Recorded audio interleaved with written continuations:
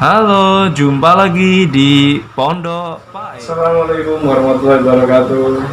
Jumpa lagi di Pondok Pak. Untuk kali ini Pak akan membahas tentang fungsi kuadrat, lebih tepatnya mengenai titik potongnya, koordinat puncaknya, dan bentuk kurvanya. Oke, langsung saja kita mulai. Yang pertama, Pak di sini coba mengulas kembali tentang fungsi kuadrat.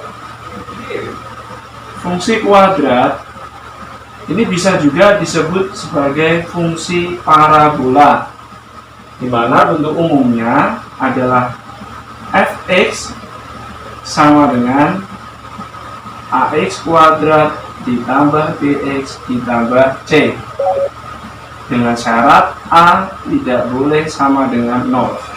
Nah, ini bentuk umumnya adik-adik ya, ax kuadrat tambah bx tambah c. Ini boleh juga dinyatakan dalam y sama dengan, itu pun nggak masalah. Yang pertama aku bahas di sini tentang koordinat puncaknya. Koordinat puncak atau biasa kita sebut sebagai xp dan yp-nya.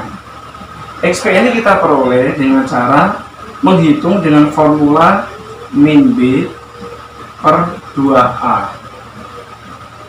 Sedangkan yp-nya itu dengan memasukkan ke formula min d per 4a.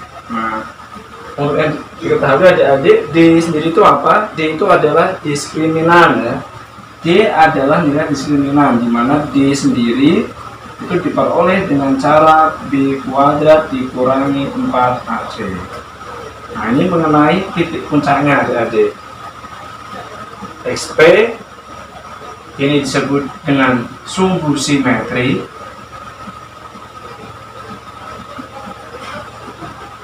sedangkan yp disebut dengan nilai maksimum atau minimum, bisa maksimum bisa juga minimum tergantung kurvanya.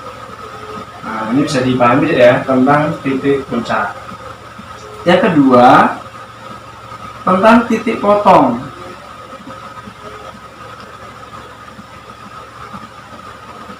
Apabila fungsi kuadrat memotong sumbu x, nah yang pertama memotong sumbu x, ini titik potong pada sumbu x, maka y-nya adalah 0, sehingga koordinat titik potongnya adalah x1, 0 dan x2, 0. Ini titik potong pada sumbu x, y-nya harus 0, jadi kita nolkan nilai y-nya. Nah, yang kedua, titik potong pada sumbu y, ini kebalikan dari sumbu x. Titik potong sumbu x, y-nya 0. Kalau titik potong sumbu y, x-nya 0. Nah, itu adik-adik. Nah, terus berarti gimana Pak titik potongnya? Ketika x-nya 0, maka titik potong pada sumbu y-nya adalah 0, c. Bisa dipahami ya? Ini 2 poin pada fungsi kuadrat, koordinat puncak dan titik potong. Untuk mempermudah, akan Pak coba kasih satu contoh mengenai part-part ini ya. Misal di sini ya, ini Pak kasih contoh nih. Misal tentukan koordinat titik puncak dan titik potong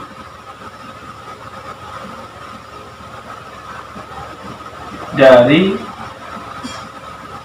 fx sama dengan 2x kuadrat min 5x misalkan min 7.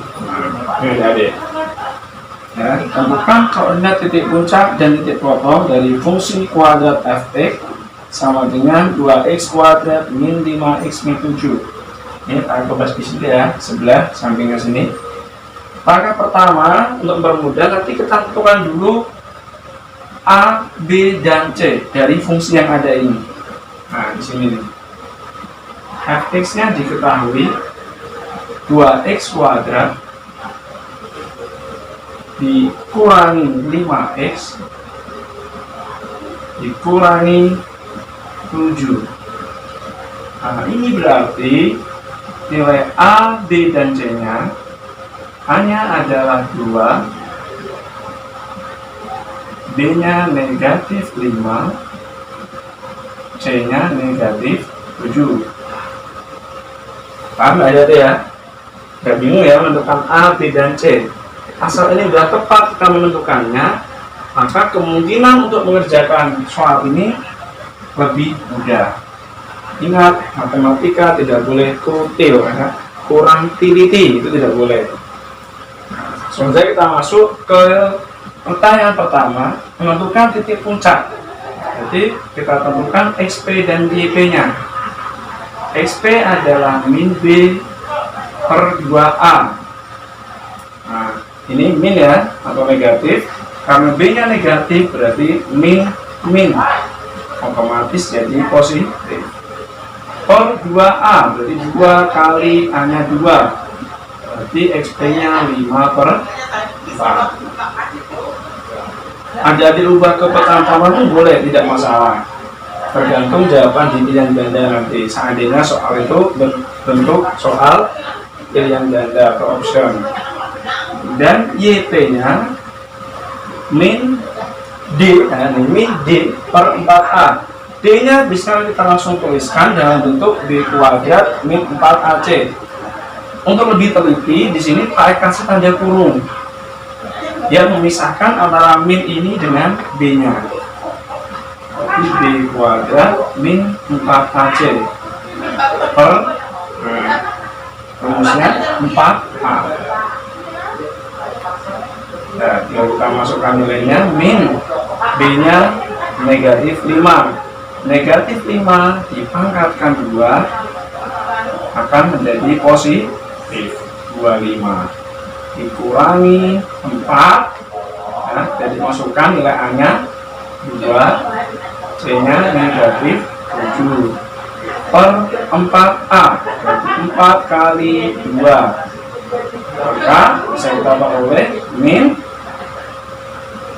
25 negatif kali positif kali negatif menghasilkan positif. 4, 2, 7 56 per 8. Tadi negatif berapa tadi? 8, 1 per 8. Oh, sudah kita peroleh koordinat titik puncaknya adalah 5 per 4, negatif 81 per 8. Ini koordinat titik puncak. Selanjutnya kita kerjakan perintah berikutnya, menentukan titik potong. Nah, titik potong ada dua tadi, ada yang terhadap sumbu X, ada yang terhadap sumbu Y. Nah, di sini kita bahas dulu yang titik potong terhadap sumbu X. Sumbu X berarti Y-nya adalah 0. Nah, ingat-ingat, ketika Y-nya kita nolkan, berarti dari bentuk fungsi ini bisa kita tentukan faktornya, akar-akarnya. 2x kuadrat min 5x min 7 sama dengan 0.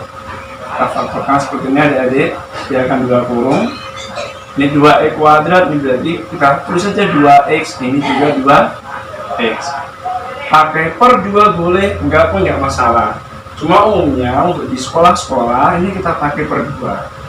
Ini biar tidak ada misunderstanding ya antara yang Pak bahas dan yang sekolah jelaskan. Sama dengan ya. Kalau udah kita kalikan 2 kali 7 negatif 14. Faktor 14 yang menghasilkan min 5 adalah negatif 7 dan positif 2. Ini bisa kita bagi di sini. Berarti hasilnya 2x min 7 dan x plus 1 sama dengan 6. Dipahami ya? Kita lanjutkan. Kalau udah terdapat bentuk seperti ini, berarti bisa kita tentukan nilai x masing-masing dari dua bentuk ini. Untuk yang ini bisa kita keluarkan, berarti X-nya ini negatif. Saat kita keluarkan menjadi positif per 2. Yang ini positif, jadi negatif. Maka koordinat titik potong dari fungsi kuadrat ini terhadap sumbu X-nya bisa kita tuliskan dalam bentuk X, 0 dan X, 0, berarti 7/2,0 dan negatif 1,0. Pak seandainya ini kita ubah ke bentuk pecahan campuran boleh nggak? Tidak masalah, boleh-boleh saja. Jadi tidak usah bingung. Misalnya ada dituliskan 31/2,0, itu tidak masalah. Bisa dimengerti ya, dari ya. Kita lanjutkan.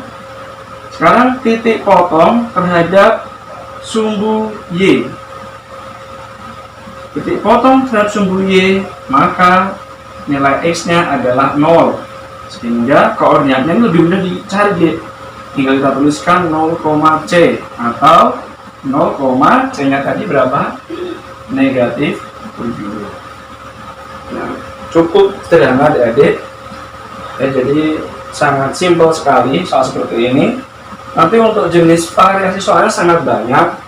Bisa diketahui titik puncaknya, kita mencari salah satu A, B, C-nya, atau sebaliknya.